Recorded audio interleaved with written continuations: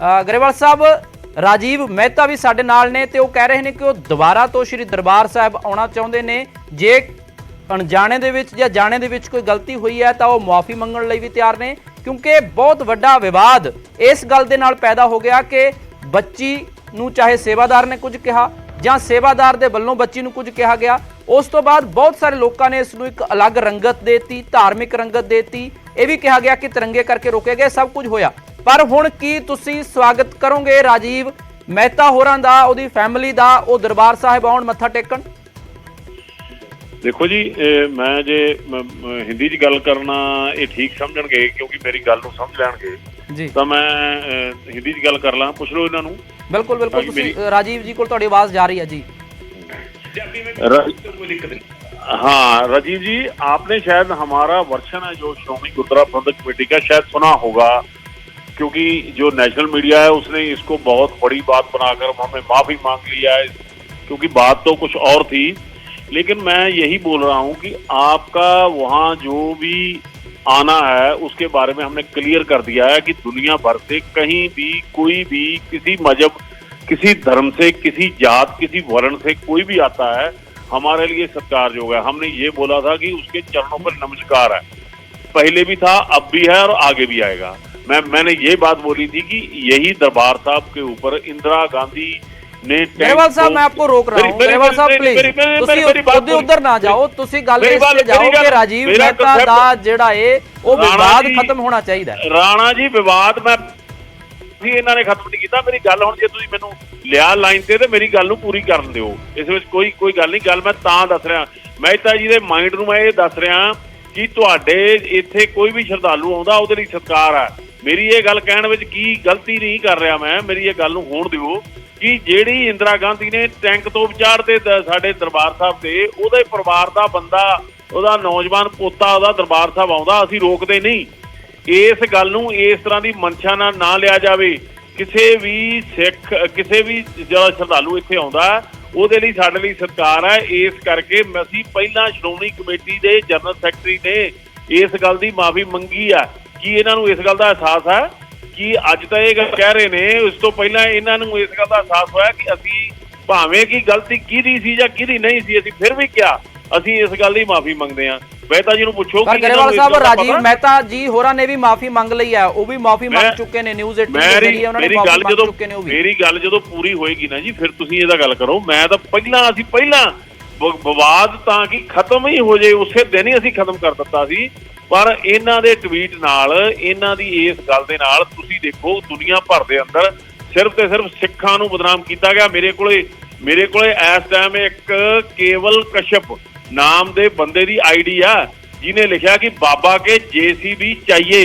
ਗਰੇਵਾਲ ਸਾਹਿਬ, ਉਹ ਸ਼ਰਾਰਤੀ ਅਨਸਰ ਦੋਨਾਂ ਪਾਸਿਆਂ ਤੋਂ ਹੋ ਸਕਦੇ ਨੇ, ਉਹ ਸਿੱਖ ਧਰਮ ਦੇ ਨਾਲ ਰਿਲੇਟਡ ਵੀ ਹੋ ਸਕਦੇ ਨੇ, ਉਹ ਹਿੰਦੂ ਧਰਮ ਦੇ ਨਾਲ ਰਿਲੇਟਡ ਹੋ ਸਕਦੇ ਨੇ। ਮੈਂ ਮਹਿਤਾ ਜੀ ਨੂੰ ਇਹੀ ਕਹਿਣਾ ਕਿ ਤੁਸੀਂ ਆਏ, ਤੁਹਾਡੇ ਲਈ ਸਤਿਕਾਰ ਹੈ, ਤੁਹਾਨੂੰ ਕੋਈ ਕਿਸੇ ਤਰ੍ਹਾਂ ਦੀ ਗੱਲ ਹੋਈ ਅਸੀਂ ਖੇਦ ਪ੍ਰਗਟ ਕੀਤਾ ਤੇ ਪਰ ਹੁਣ ਚੰਗੀ ਗੱਲ ਆ ਜੇ ਤੁਹਾਡੇ ਮਨ ਦੇ ਅੰਦਰ ਇਸ ਤਰ੍ਹਾਂ ਦੀ ਭਾਵਨਾ, ਕਿਉਂਕਿ ਇਸ਼ੂ ਜਿਹੜਾ ਵਾ, ਇਸ਼ੂ ਕੋਈ ਤਿਰੰਗੇ ਦਾ ਜਾਂ ਹੋਰ ਕੋਈ ਇਸ਼ੂ ਨਹੀਂ ਸੀ, ਇਸ਼ੂ ਸਿਰਫ ਪਹਿਰਾਵੇ ਦਾ ਸੀ।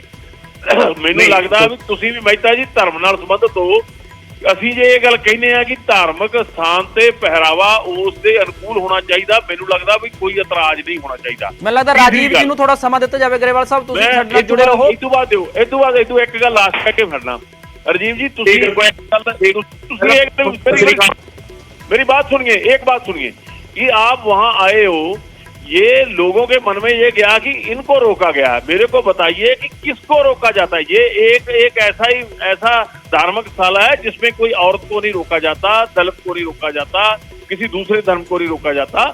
आप बहुत लोग जगह गए होंगे, बड़े बड़े बोर्ड लगे हुए हैं कि दूसरे धर्म का व्यक्ति यहाँ शामिल नहीं हो सकता, लेकिन इस दुनिया में गुरु साहब के घर ऐसे हैं जबको सभी को आने का न्योता है और उसका सम्मान है और सत्कार है। आप बताइए बातों का जवाब। जी जी पहले सत श्री अकाल आपको, जो आपको अपनी सफाई देना चाहता हूँ सरदार जी। जी वाकई में वहाँ पे इशू खत्म हो चुका था बाहर, जब हम लाइन में थे ना जी, आपके कमेटी के मेंबर खत्म कर दी थी। आपको ईमानदारी से बताऊं, ये हमने वायरल किया वीडियो, आपसे रिक्वेस्ट है, हम 2 दिन रहे, मैं अभी वीडियो में पहले भी कह चुका हूँ, हमें तो मंडे को पता लगा कि यहाँ तक पहुंच गया। हम तो मीडिया में आना भी नहीं चाहते थे, हमारे किसी अकाउंट से किसी भी तरह की कोई भी पोस्ट गलत नहीं है सरदारों के खिलाफ या गुरुगर के साथ किसी तरह की भी। आज भी हमारी पूरी आस्था है आपके, और आपने माफी की बात की ना, हमारी मनसा नहीं है, आप मेरे बुजुर्ग भी हैं जी। आप अच्छे इंसान हैं, इतने बड़े उसको चला रहे हैं, इतने प्यार इतने साफ सुथरा तरीके से चला रहे हैं, तो आपसे ही मैं माफी मांगता हूं। और हम तो आपके बच्चे हैं, आप हमारे से अगर माफी मांगेंगे तो फिर कहाँ इस देश का भला राजीव जी, होगा। कब आएंगे आप दरबार साहब, ये बताइए। न्यूज 18 पंजाब के जरिए बहुत सारे लोग आपको देख रहे हैं, तो आप कब आना चाहेंगे? आज आना चाहेंगे, कल आना चाहेंगे, कब आना चाहेंगे? क्योंकि तभी ये विवाद खत्म होगा। जब भी आप कहेंगे मैं आने को तैयार हूँ, वैसे भी आऊंगा, अगर भी कहेंगे तब भी मैं आऊंगा वहां पे पक्का। ਗਰੇਵਾਲ ਸਾਹਿਬ, ਤੁਸੀਂ ਕੀ ਕਹਿਣਾ ਚਾਹੁੰਦੇ ਹੋ ਕਿ ਦੇਖੋ ਰਾਜੀਵ ਜੀ, ਮਹਿਤਾ ਪਰਿਵਾਰ ਸਮੇਤ ਆਉਣ ਤੇ ਸਭ ਨੂੰ ਇਹ ਮੈਸੇਜ ਜਾਵੇ ਕਿ ਰੋਕਿਆ ਗਿਆ ਸੀ ਜਾਂ ਨਹੀਂ ਸੀ, ਕੀ ਵਿਵਾਦ ਸੀ ਉਹ ਖਤਮ ਹੋ ਗਿਆ ਤੇ ਉਹ ਆਏ ਨੇ? ਕਿਉਂਕਿ ਸਿਰਫ ਇੱਕ ਪਰਿਵਾਰ ਕਰਕੇ ਦੁਨੀਆ ਭਰ ਦੇ ਵਿੱਚ ਗੱਲ ਜਿਹੜੀ ਆ ਉਹ ਇੱਕ ਗਲਤ ਪ੍ਰੋਪੋਗੰਡਾ ਹੋਇਆ ਪਿਛਲੇ ਦਿਨਾਂ ਦੇ ਵਿੱਚ। ਮੈਂ ਸਤਿਕਾਰ ਕਰਦਾ ਮਹਿਤਾ ਜੀ ਦੀ ਭਾਵਨਾ ਦਾ, ਡਟ ਕੇ ਸਤਿਕਾਰ ਕਰਦਾ, ਤੁਹਾਡੀ ਲਾਈਵ ਤੇ ਬੋਲ ਰਿਹਾ। ਦੇਖੋ, ਮੈਂ ਫਿਰ ਇਹ ਕੀਤੀ ਆ ਕਿ ਸਾਡੇ ਲਈ ਗੁਰੂ ਘਰ ਜਿਹੜਾ ਸਾਡੇ ਲਈ ਨਹੀਂ ਅਸੀਂ ਨਹੀਂ ਕਹਿ ਸਕਦੇ, ਗੁਰੂ ਸਾਹਿਬ ਦੇ ਅਸੀਂ ਸੇਵਾਦਾਰ ਹਾਂ। ਸਾਡੀ ਜਿਹੜੀ ਡਿਊਟੀ ਆ, ਅਸੀਂ ਕੋਈ ਵੀ ਯਾਤਰੂ ਆਉਂਦਾ ਅਸੀਂ ਉਹਦਾ ਸਤਿਕਾਰ ਕਰਾਂਗੇ। ਮਹਿਤਾ ਜੀ ਵੀ ਆਉਣਗੇ, ਅਸੀਂ ਇਹਨਾਂ ਲਈ ਵੀ ਬੂਹੇ ਖੁੱਲੇ ਨੇ, ਸਾਡੀਆਂ ਬਾਹਾਂ ਵੀ ਇਹਨਾਂ ਲਈ ਖੁੱਲੀਆਂ ਨੇ, ਕਿਉਂਕਿ ਇਹਨਾਂ ਨੇ ਗੁਰੂ ਸਾਹਿਬ ਦੇ ਦਰਸ਼ਨ ਕਰਨ ਆਉਣੇ ਨੇ। ਇਹਨਾਂ ਦੇ ਕਰਕੇ ਜਿਹੜਾ ਵਿਵਾਦ ਪੈਦਾ ਹੋਇਆ, ਉਸ ਗੱਲ ਦਾ ਦੁੱਖ ਹੈ ਸਾਨੂੰ, ਜਦੋਂ ਕਿ ਸਿੱਖ ਜਿਹੜਾ ਵਾ ਉਹ ਉਸ ਨੂੰ ਇਹ ਸ਼ੋਅ ਕੀਤਾ ਗਿਆ ਕਿ ਇਹ ਦੇਸ਼ ਭਗਤ ਨਹੀਂ ਹੈਗਾ। ਤੇ ਅਸੀਂ ਇਹ ਗੱਲ ਕਹੀ ਸੀ ਕਿ ਦੇਸ਼ ਭਗਤੀ ਜਿਹੜੀ ਆ ਸਿੱਖਾਂ ਦੀ, ਉਹਨੂੰ ਸਰਟੀਫਿਕੇਟ ਲੈਣ ਦੀ ਲੋੜ ਨਹੀਂ। ਇਸ ਦੇਸ਼ ਲਈ ਸਿੱਖਾਂ ਨੇ ਜੋ ਕੁਝ ਕੀਤਾ, ਉਸ ਗੱਲ ਦਾ ਸਨਮਾਨ ਜਿਹੜਾ ਉਹ ਸਾਨੂੰ ਕਰਨਾ ਚਾਹੀਦਾ। ਜਿਹੜੀਆਂ ਸ਼ਕਤੀਆਂ ਨੇ ਇਹ ਸਾਰੇ ਕਾਸੇ ਦਾ ਵਾਵਰੋਲਾ ਖੜਾ ਕੀਤਾ, ਉਹ ਸ਼ਕਤੀਆਂ ਨੂੰ ਪਛਾਣਨਾ ਚਾਹੀਦਾ।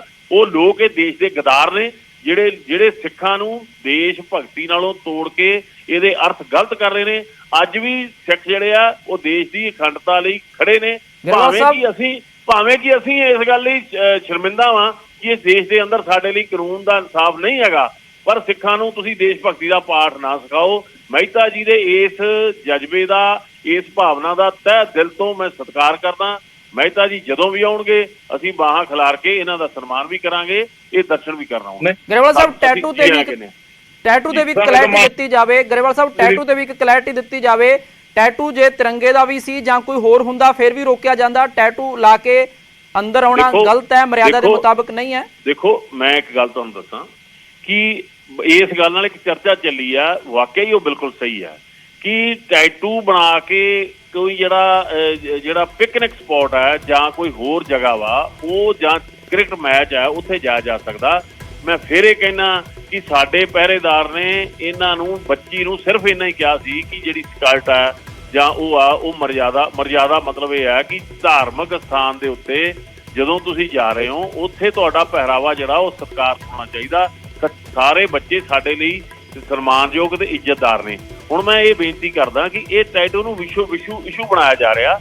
ਇਸ ਤਰ੍ਹਾਂ ਦੇ ਦੁਨੀਆ ਭਰ ਦੇ ਮੰਦਰ ਨੇ, ਉਹਨਾਂ ਦੇ ਗਰੇਵਾਲ ਸਾਹਿਬ ਕੀ ਹੁਣ ਸੇਵਾਦਾਰਾਂ ਨੂੰ ਵੀ ਥੋੜਾ ਹੋਰ ਸਿਖਾਇਆ ਜਾ ਰਿਹਾ ਹੈ ਕਿ ਉਹ ਪੋਲਾਈਟਲੀ ਗੱਲ ਕਰਨ, ਹੋਰ ਨਿਮਰਤਾ ਨਾਲ ਗੱਲ ਕਰਨ? ਕਿਉਂਕਿ ਕਿਤੇ ਨਾ ਕਿਤੇ ਸੇਵਾਦਾਰ ਵੀ, ਚਾਹੇ ਗਲਤੀ ਥੋੜੀ ਬਹੁਤੀ ਲੜਕੀ ਦੀ ਸੀ ਜਾਂ ਨਹੀਂ ਸੀ, ਪ੍ਰਵੋਕ ਕੀਤਾ ਗਿਆ ਜਾਂ ਨਹੀਂ ਕੀਤਾ ਗਿਆ, ਪਰ ਉਹਨਾਂ ਦੀ ਵੀ ਸ਼ਬਦਾਵਲੀ ਜਿਹੜੀ ਸੀਗੀ ਉਹ ਬਹੁਤੀ ਚੰਗੀ ਨਹੀਂ ਕਹੀ ਜਾ ਸਕਦੀ। ਇਸ ਗੱਲ ਤੇ ਦੇਖੋ, ਜਿਹੜੀ ਮੇਰੀ ਮਾਫੀ ਮੰਗਣ ਦਾ ਕਾਰਨ ਸੀਗਾ ਉਹ ਇਹ ਸੀਗਾ ਕਿ ਭਾਵੇਂ ਕੋਈ ਵੀ ਕਾਰਨ ਬਣਿਆ, ਅਸੀਂ ਸਾਰੀਆਂ ਗੱਲਾਂ ਛੱਡੀਆਂ, ਕਾਰਨ ਭਾਵੇਂ ਕੋਈ ਵੀ ਬਣਿਆ, ਕਿ ਸਾਡਾ ਜਿਹੜਾ ਉਹ ਪਹਿਰੇਦਾਰ ਸੀ, ਜਿਹੜਾ ਕਿ ਜਿਹਨੇ ਡਿਊਟੀ ਸਹੀ ਨਿਭਾਈ, ਪਰ ਉਹਦੀ ਬਾਣੀ ਦੇ ਵਿੱਚ ਥੋੜੀ ਜਿਹੀ ਤਲਖੀ ਆ ਗਈ। ਇਸ ਕਰਕੇ ਮੈਂ ਇਸ ਗੱਲ ਦੀ ਮਾਫੀ ਮੰਗੀ ਤਾਂ ਕਿ ਕਿਸੇ ਵੀ ਸ਼ਰਧਾਲੂ ਦੇ ਮਨ ਤੇ ਕਿਸੇ ਤਰ੍ਹਾਂ ਦੀ ਠੇਸ ਨਾ ਪਹੁੰਚੇ। ਸੋ ਅਸੀਂ ਇਹ ਜਿਹੜੇ ਟੈਟੂ ਵਗੈਰਾ ਵਾਲੀ ਗੱਲ ਆ, ਇਸ ਤੋਂ ਸੰਗਤ ਜਿਹੜੀ ਆ ਸੁਚੇਤ ਹੋਵੇ, ਕਿਉਂਕਿ ਉੱਥੇ ਅਸੀਂ ਧਾਰਮਿਕ ਸਥਾਨ ਤੇ ਨਤਮਸਤਕ ਹੋਣ ਲਈ ਆਉਣੇ ਆ। ਕਿਰਪਾ ਕਰਕੇ ਉਹਨੂੰ ਅਸੀਂ ਟੂਰਿਸਟ ਪੁਆਇੰਟ ਦੇ ਤੌਰ ਤੇ ਨਾ ਦੇਖੀਏ। ਮਹਿਤਾ ਜੀ ਮੇਰੇ ਤੋਂ ਵੱਧ ਆਪਣੇ ਧਰਮ ਦੇ ਬਾਰੇ 'ਚ, ਧਾਰਮਿਕ ਅਕੀਦੇ ਬਾਰੇ ਜਾਣਦੇ ਨੇ। ਸੋ ਮੈਨੂੰ ਲੱਗਦਾ ਇਸ ਮਾਮਲੇ ਦੇ ਬਾਰੇ 'ਚ ਜਿਵੇਂ ਮਹਿਤਾ ਜੀ ਨੇ ਆਪਣਾ ਇੱਛਾ ਪ੍ਰਗਟ ਕੀਤੀ ਆ ਜਾਂ ਭਾਵਨਾ ਪ੍ਰਗਟ ਕੀਤੀ ਆ, ਅਸੀਂ ਤਹਿ ਦਿਲ ਤੋਂ ਇਹਨਾਂ ਦਾ ਸਤਿਕਾਰ ਕਰਦੇ ਹਾਂ। ਠੀਕ ਹੈ ਗਰੇਵਾਲ ਸਾਹਿਬ। ਮਹਿਤਾ ਜੀ, ਕੀ ਲੱਗਦਾ ਹੈ ਤੁਹਾਨੂੰ ਕਿ ਬੱਚੀ ਹੋਣ ਕਰਕੇ ਜਾਂ ਇੱਕ ਏਜ ਕਰਕੇ ਹੁੰਦਾ ਹੈ ਕਿ ਥੋੜਾ ਜਿਹਾ ਇਸ ਪਾਸਿਓਂ ਵੀ, ਤੁਹਾਡੇ ਵਾਲੇ ਪਾਸਿਓਂ ਵੀ ਥੋੜਾ ਤਲਖੀ ਨਾਲ ਬੋਲਿਆ ਗਿਆ, ਦੂਜੇ ਪਾਸੇ ਸੇਵਾਦਾਰ ਦੀ ਵੀ ਗੱਲ ਜਿਹੜੇ SGPC ਜਨਰਲ ਸਕੱਤਰ ਨੇ ਉਹਨਾਂ ਨੇ ਮੰਨੀ ਹੈ ਕਿ ਉਹਨਾਂ ਦੀ ਜਿਹੜੀ ਬਾਣੀ ਹੈ, ਬੋਲ ਬਾਣੀ ਹੈ, ਵਿਵਹਾਰ ਹੈ, ਉਹ ਵੀ ਬਹੁਤਾ ਠੀਕ ਨਹੀਂ ਸੀਗਾ। ਦੋਨੋਂ ਪਾਸਿਆਂ ਤੋਂ ਹੋਇਆ। सेवा जब कर रहे हो ना कोई भी इंसान मन से, तो कई बार बोले 24 घंटे शरीर सभी का एक जैसा नहीं होता है, 5-10 मिनट आप में भी फर्क आ जाए, मेरे में भी आ सकता है। तो सेवादार का भी इतना बड़ा कसूर नहीं है। क्या हमारे से कहेगी उनसे बात, और क्या उनसे कहेगी? तो वो तो सेवा कर रहे हैं ना, हम तो मत्था टेकने आ रहे 10-20 मिनट के लिए, वो पूरा दिन से ड्यूटी दे रहा है, ठीक नहीं है? कोई बात नहीं, अगर उससे थोड़ी बहुत भी गई भूल चूक तो क्या इतना बड़ा हम उसको इतनी बड़ी सजा दे देंगे कि भी वो बदनाम हो जाए? मैं नहीं किसी को बदनाम करने की इच्छा, उसने फिर भी गुरु महाराज की सेवा, किसी को बदनाम नहीं किया गया। मैं ਰਾਣਾ ਜੀ ਆ ਤੁਹਾਡੇ ਮਾਧਿਅਮ ਰਾਹੀਂ ਦੱਸਣਾ ਚਾਹਣਾ ਸਮੁੱਚੇ ਕਿਨਾਂ ਜਿਹੜੇ ਦਰਸ਼ਕ ਨੇ ਕਿ ਉਹਦਾ ਬਦਲਾਵ ਨਹੀਂ ਕੀਤਾ ਗਿਆ, ਪਰ ਸਾਡੀ ਇੱਕ ਜ਼ਿੰਮੇਵਾਰੀ ਸੀ ਕਿ ਇੱਕ ਇਸ਼ੂ ਬਣਿਆ, ਉਹਦੀ ਇਨਕੁਆਇਰੀ ਕੀਤੀ ਗਈ। ਸਾਡੇ ਕੋਲ ਜਿਹੜੀਆਂ CCTVs ਉਹ ਦੇਖੀਆਂ ਗਈਆਂ, ਜਦੋਂ ਸਾਰੀਆਂ ਦੇਖੀਆਂ ਗਈਆਂ ਤੇ ਅਸੀਂ ਪਾਇਆ ਗਿਆ ਕਿ ਉਹ ਆਪਣੀ ਡਿਊਟੀ ਸਹੀ ਨਿਭਾ ਰਿਹਾ ਸੀ। ਸੋ ਉਹਦਾ ਕੋਈ ਬਦਲਾਵ ਨਹੀਂ ਕੀਤਾ ਗਿਆ, ਕੋਈ ਕਿਸੇ ਤਰ੍ਹਾਂ ਦੀ ਗੱਲ ਨਹੀਂ। ਮਹਿਤਾ ਜੀ ਦੀ ਜਿਹੜੀ ਭਾਵਨਾ ਵਾ, ਮੈਂ ਮੁੜ ਤੋਂ ਕਹਿੰਦਾ ਅਸੀਂ ਇਹਨਾਂ ਦਾ ਸਤਿਕਾਰ ਕਰਦੇ ਹਾਂ। ਮਹਿਤਾ ਜੀ ਆਓ, ਤੁਹਾਡੇ ਲਈ ਸਨਮਾਨ।